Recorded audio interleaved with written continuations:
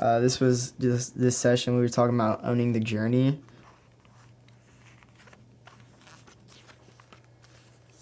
God doesn't give you a miracle, he will make you one.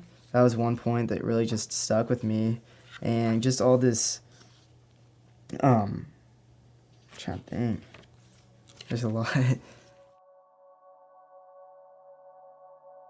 God was a good person that had a lot of answers, but I felt I wasn't really that important.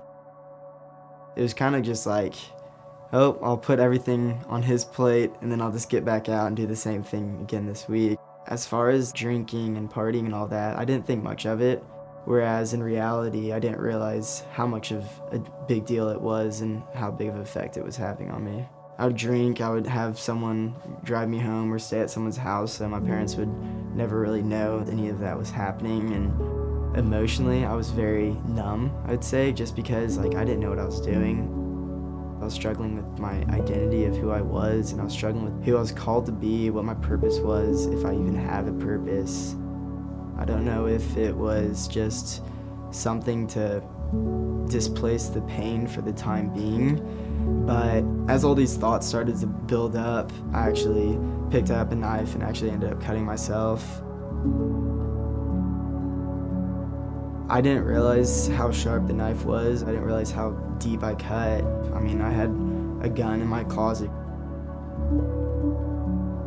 Wasn't really sure if I was gonna do it or even why I was gonna do it, but there wasn't really anything stopping me from me going a step further.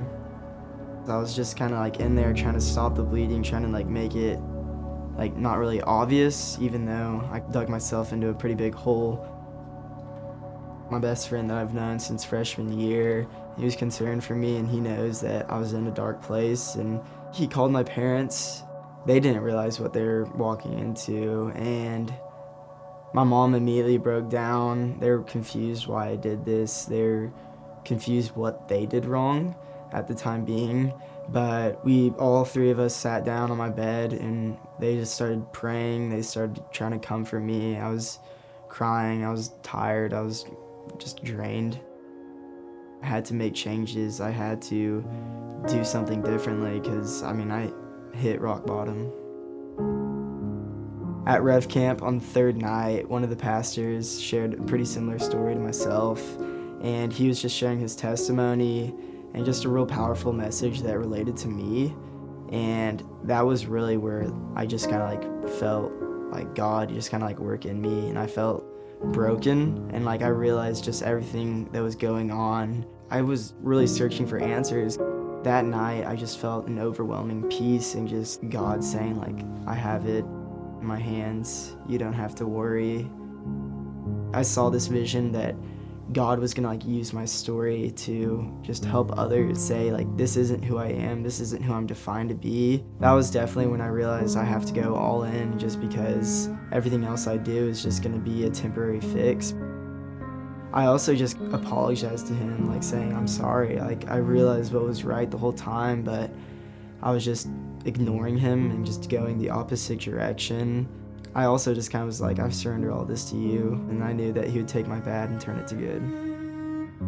I realized I do have a purpose, and that I do have so much more value and worth than what I was being told and what I thought I did. God has a purpose for our pain. Now knowing I'm no longer afraid of just the temptations and the trials that will come my way, because I know that God has me under my hand, and that my identity isn't in the scars I have or the story or the past, but it's in who he has and says I am.